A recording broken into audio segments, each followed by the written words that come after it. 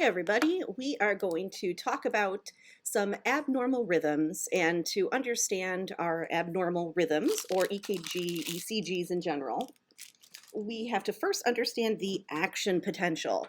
So the action potential is information that was learned initially in anatomy and physiology or advanced physiology, whatever class you may have taken. So we will go over the basics of those things and then apply that to an EKG.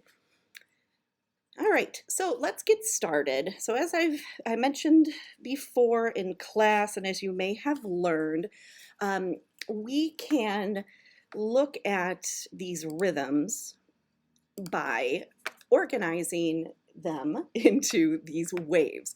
So there are a couple of waves that I want you to be familiar with. There is, first of all, the P wave.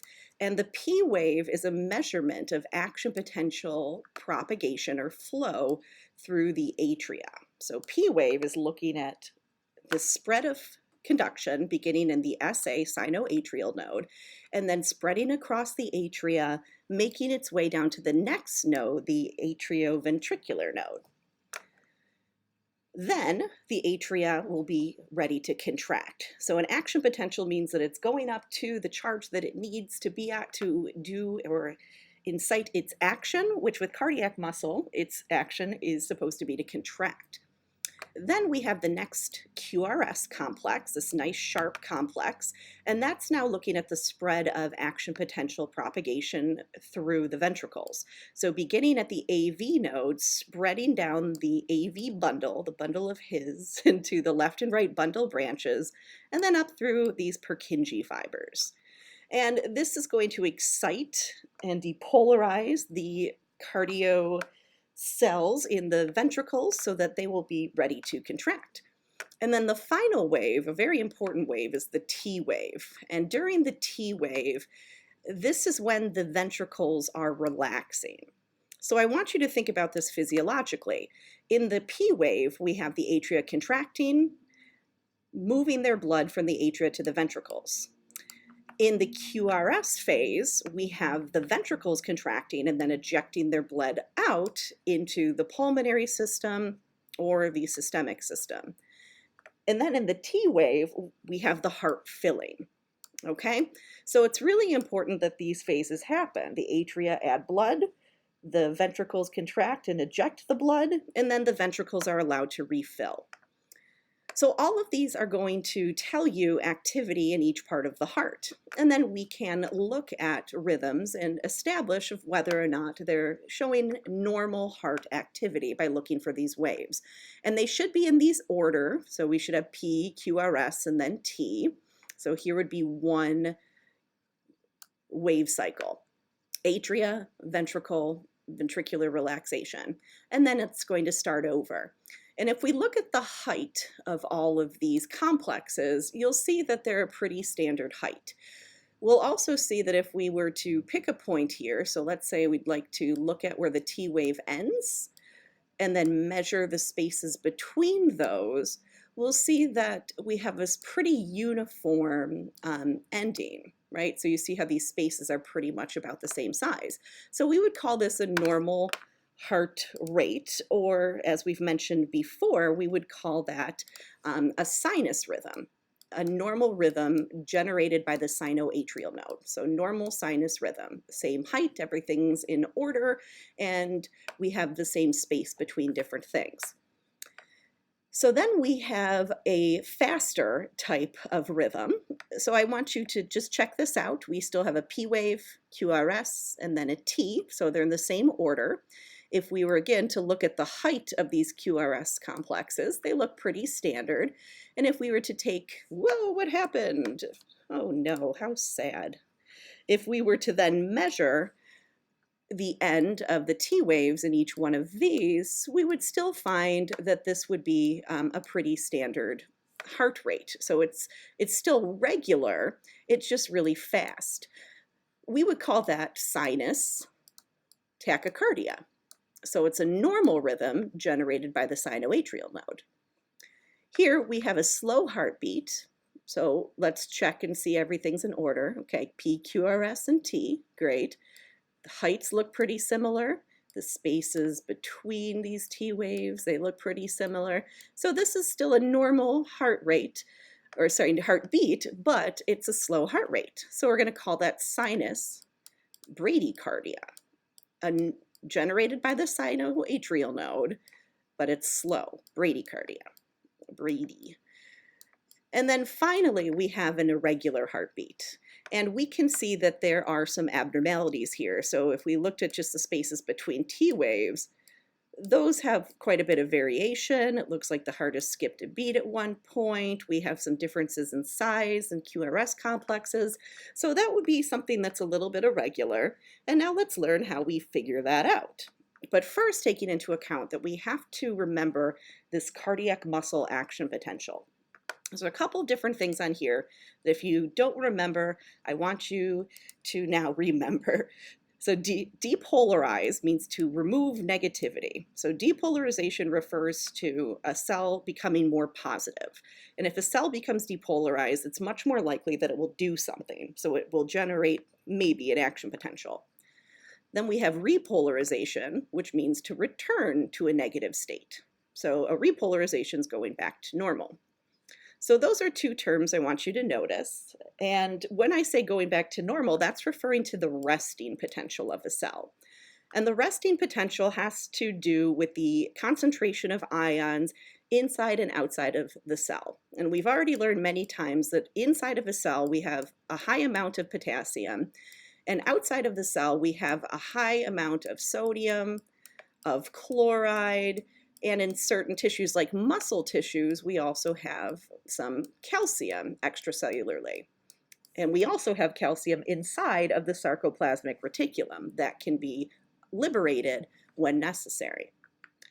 So when there is a spreading activation of the sinoatrial node, okay, so we would have like parasympathetic wise, at resting heart rate. The parasympathetic nervous system utilizes the vagus nerve a lot of the time, like 95% of the time, which is called the CNX, cranial nerve 10, which releases acetylcholine. And acetylcholine has receptors on the sinoatrial node. So the acetylcholine would bind and start a wave of excitation in this electrical tissue. Next, we'll see that wave of excitation spread to the surrounding myocytes, the muscular cells. And that's going to cause a wave of ions to then enter these muscular cells. And they're going to respond by contracting in a sheet-like fashion to cause a contraction throughout, spreading cardiac tissue. So here what you have is this cardiomyocyte resting at about 90 millivolts. And when we have this activation of the sinoatrial node, the myocardial cells, they open up their channels. And in this phase 1, where you see general depolarization, we see a huge influx of sodium into the cardiac cell. So that sodium, it's a positive ion, and it's going to drive up the charge of the inside of this cardiac myocyte. So what you're looking at here is this initially resting membrane charge of -90. We now have a massive influx of sodium, and that sodium influx is going to drive the charge of this cardiac myocyte cell up really, really high. So just like everything, we want to remain at rest. So cells like activity, but they also want to kind of stop that activity. Like that was fun, but now let's stop. So when the cell becomes really positive, there is a second opening of channels along these cells. And the first one opens and causes this little dip right here. And if you remember that potassium is really high inside of cells, that is something that the cell can use to reduce its charge. So really at this point, what you see are these voltage-gated, so charge-gated potassium channels opening up and allowing then the efflux or the exit of potassium. Because that cell is done, it doesn't want to keep doing work. It doesn't want to keep contracting. it is going to try the very best it can to go back to where it was, resting and not doing anything. And the only way the cell can control that in this case is to snap open its potassium channels, and it loses its positive ions, which means the charge is going to start to go down. So this little dip here, that's indicative of that counteraction of potassium. However, what you also see is that instead of just becoming negative, we have this elongation of depolarization. And in physiology, we call this two things. Sometimes we call it the plateau phase, which has to do with the shape. It's plateaued. I really like the term prolonged depolarization. Prolonged. So the cell is already, I'm doing a really great job writing with this, prolonged. Clearly you can see that. Prolonged depolarization. So it's already depolarized. Now we're just letting that last longer. And that happens because at this point in time, not only do we have voltage-gated potassium channels opening so that potassium leaves, we also have voltage-gated calcium channels opening. And calcium, as you can see right over there in the picture, calcium 2++. It is a very positive ion. It enters, and it's in very high concentration in the sarcoplasmic reticulum and also in the extracellular fluid. So that allows the cell to remain positive. So the calcium comes in, which is triggered by the sodium coming in. Eventually, the calcium channels close once the charge starts to drop below the threshold at which they open, which is called the threshold potential or threshold charge. The potassium channels remained open, and now we just have potassium leaving, and again, as a positive ion leaving, if we're losing positive things, the cell now returns to its negative state, and we would say it's back at resting. So the first phase of depolarization is characterized by sodium entry. The second, prolonged depolarization, is characterized by calcium entry. So in phase 0, essentially the cell is turning on. When calcium comes in, that's going to initiate the contraction. And the level of calcium in the extracellular fluid will determine the strength of that contraction. Phase 3 is going to be predominated by the exit of potassium. So sodium, potassium, and calcium, all very important in the activity, the electrical activity of the heart.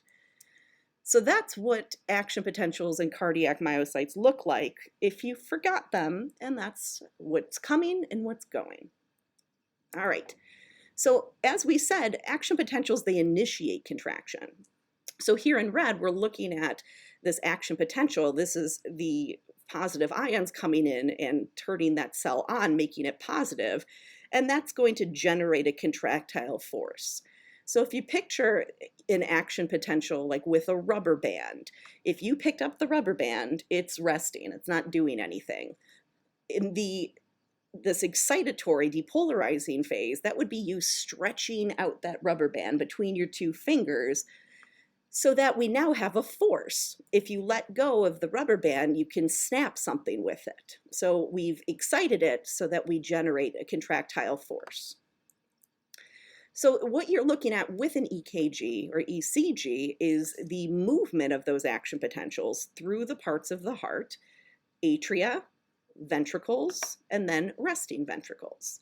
We can also measure spaces between those different things for a PR interval, for example.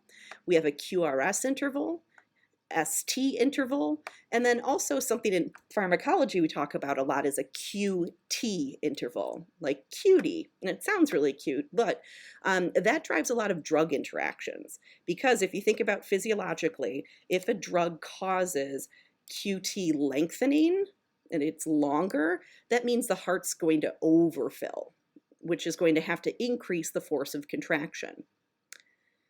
If, though, a drug causes QT shortening, so let's say the T phase would end here, and then we'd start another contraction here, well, now the heart has underfilled, and the stroke volume will be low. And in order to maintain systemic blood pressure, the heart rate will have to go up, and there'll have to be changes to the vasculature as well. So when drugs cause alterations to the QT interval, that will cause the screen to blanket pharmacies, and that is pretty dangerous for some people already being treated with cardio medications. We don't want to alter the filling of their heart. So just to put that together, again, P wave, we're looking at atrial depolarization. Those cells are getting turned on and they're developing a force, so it leads to atrial contraction. Ventricular depolarization is characterized by the QRS complex, which develops the force for the ability to contract. The PR interval is looking at the rate of impulses through the AV node, so that connecting node between the SA node and then the septum and ventricles of the heart. The T wave is looking at ventricular repolarization when the heart is physically filling, and there is a specific point where a heart, and well, really any excitable cell, should not be able to generate another action potential. And we call that the refractory period. Absolute refractory period means it's physically impossible. So for example, let's say you wanted to do a jumping jack. You have to complete the jumping jack, and once the hands slap your sides, you can begin the next jumping jack. So there's usually a little bit of rest in between there, maybe just a couple of milliseconds, but the time in which you're currently doing the jumping jack, you can't initiate a second jumping jack. You can't do something while you're already doing it, if that makes sense. So the refractory period is when it is very difficult, if not impossible, to generate another action potential. So the QT interval tells you that. Is the heart resting, and when it's resting, it's filling. So that's a very important measure. All right, so just like we looked at in those small pictures, here we have a normal sinus rhythm, and I'm going to orient you to some things I want you to pay attention to as we look through these different measures here. Again, I want you to notice P, QRS, and T. They're all in line. If we were to draw lines at any point in time to see if those things are the same height, we see that they're the same height. We would also be looking to see if these are spaced regularly to determine if it's a regular rhythm. And when that's determined, what you can see are these things on the bottom. Heart rate between 60 to 100 beats per minute. For an adult, typically, we would say 60 to 80 would be perfect resting heart rate, but 100, you know what, that's fine. Rhythm is regular. The P wave, they look the same. They come before the QRS, and they're identical. The PR interval, so the rate of those action potentials, should be 0.12 to 0.2 seconds, whereas the QRS is very quick. It's less than 0.12.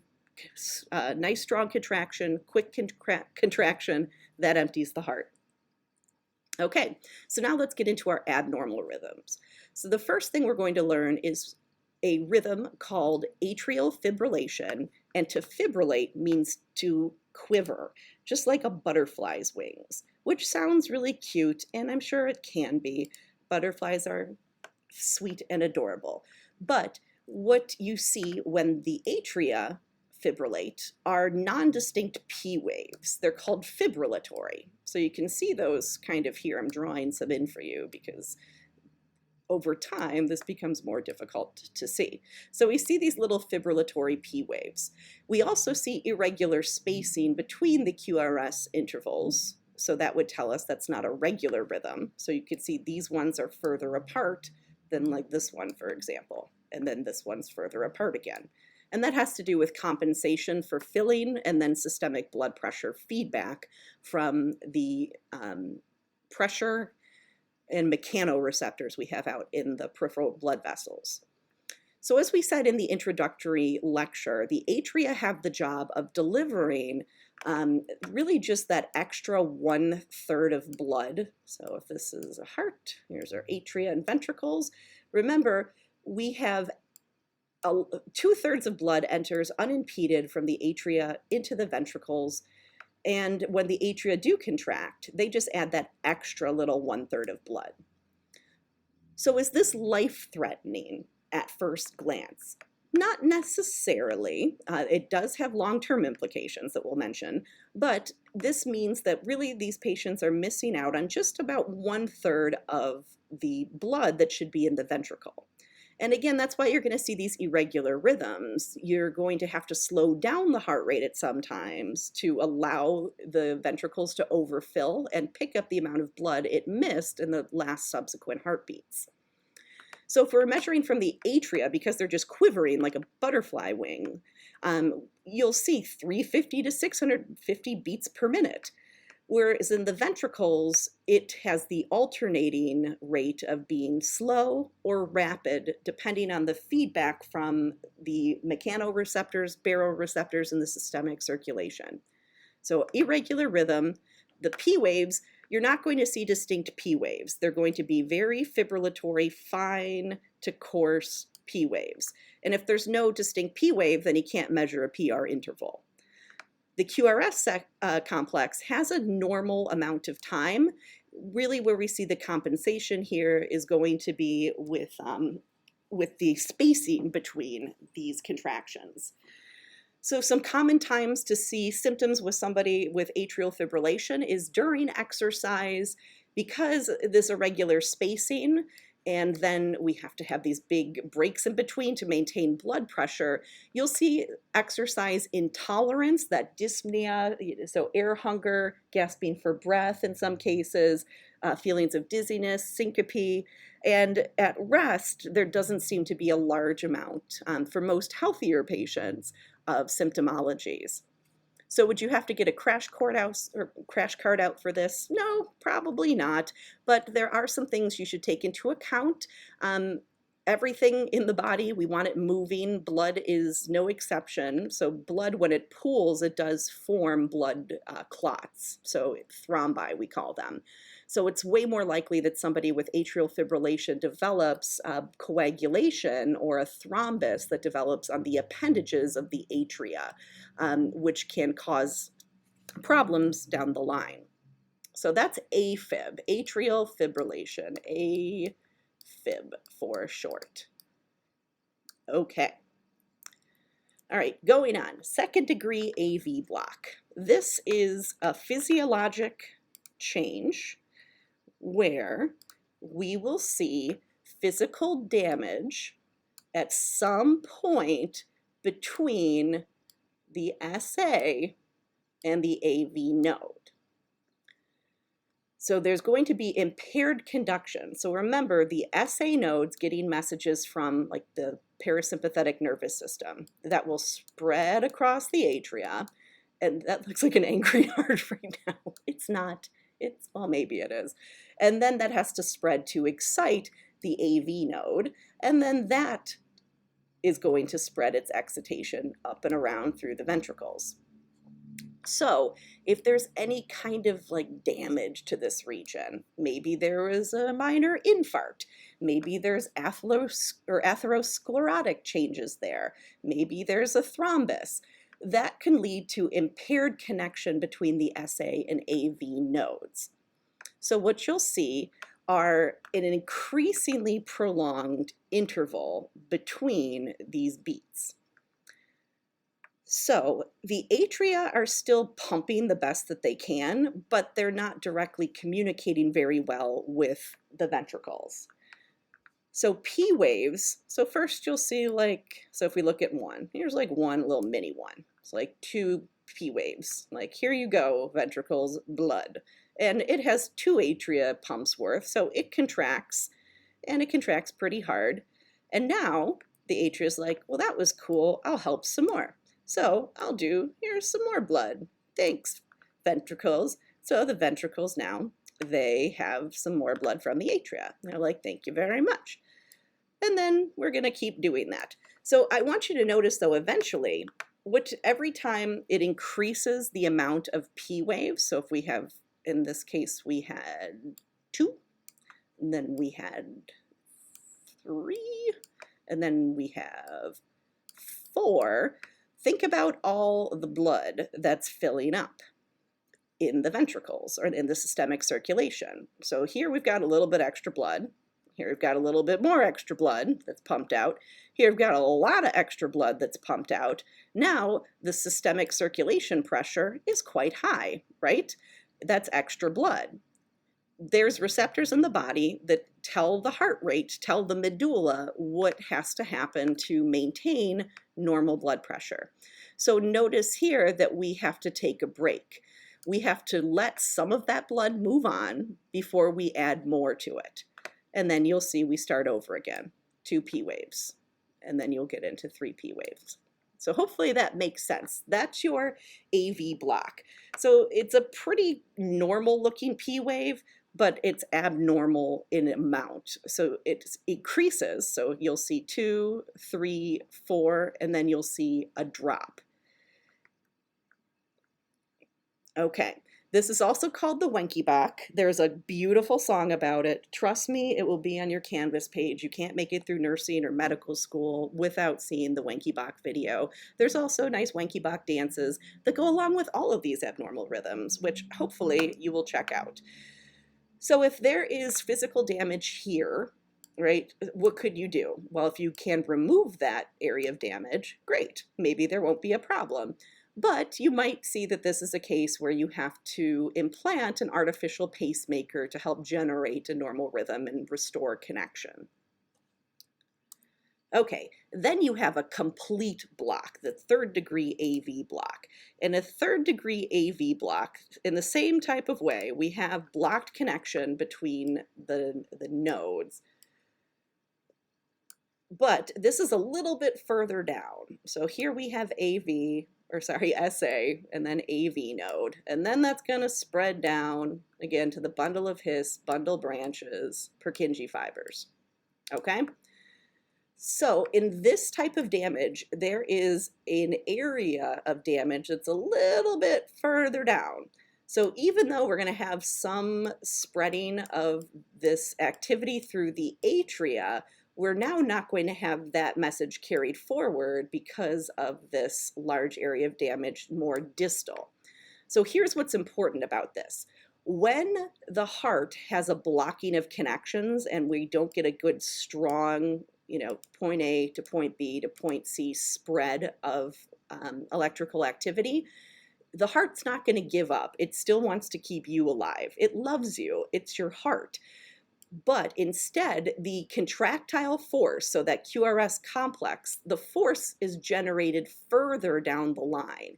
And the further down the line, if it's in the bundle of His or whatever, bundle branch, you will have very low contractile strength. You can see that by looking at these really teeny tiny, irregularly spaced, really far apart QRS complexes.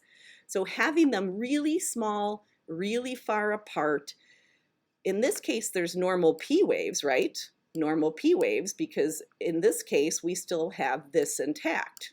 SA node spreading to the AV node, and that's all working. The problem is further down the line.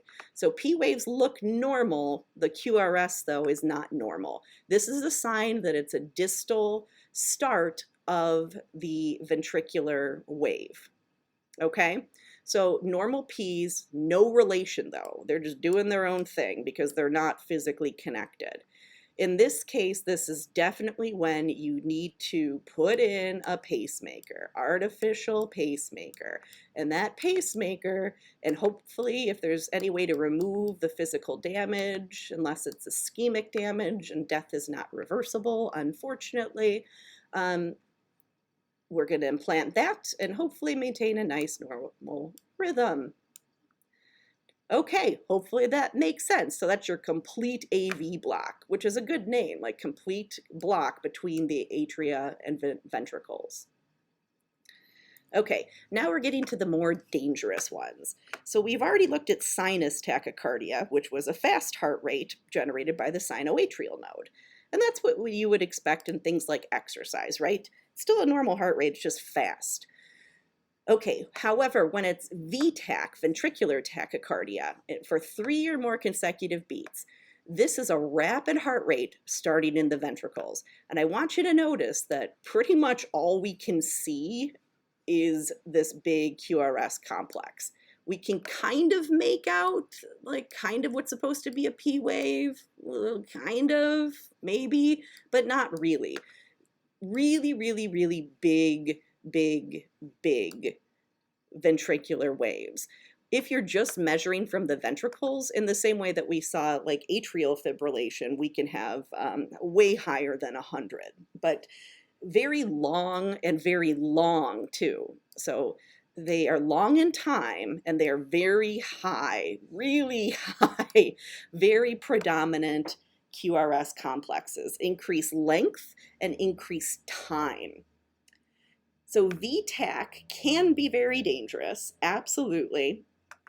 If this does not go away, this could be a case where you might need to shock that patient. It could also be a case where you might need to give drugs to slow down the heart rate. So cholinergic types of medications. Okay, so that's VTAC, ventricular tachycardia, fast, generated in the ventricles, not generated by the sinus node, ventricular generated. And finally, we have the most dangerous abnormal rhythm, VFib, ventricular fibrillation. Remember that to fibrillate, that means to quiver, quiver. When the atria quivered, the ventricles were still doing what they needed to do. When the ventricles quiver, where's the blood going? Nowhere. That's a space with X's for eyes. You know what that means. This is the most deadly rhythm. This is going to be a ponytail now because I've committed to it, but they still have X's for eyes. So in VFib, the ventricles, they quiver. So when you're measuring from the ventricles, heart rate 300 to 600 beats per minute. Imagine that. You can't measure anything. There's nothing normal here.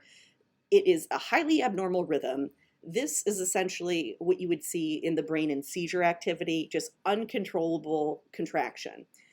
This will cause blood pooling, so the blood won't leave the heart. The blood will pool in the venous system. You'll start to see jugular distension, all types of venous distension.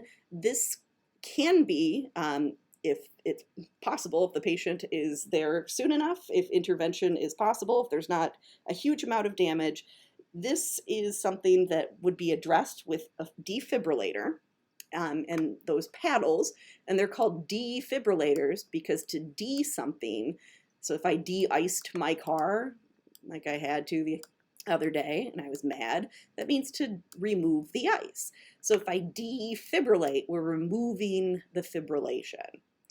This is what we call incompatible with life in other circumstances. If the defibrillation is not successful, then you cannot live with the heart rhythm like that. There's some great videos of this online where you see that it's almost an immediate resolution with defibrillatory intervention. Okay, so that was it for abnormal rhythms. Hope you enjoyed.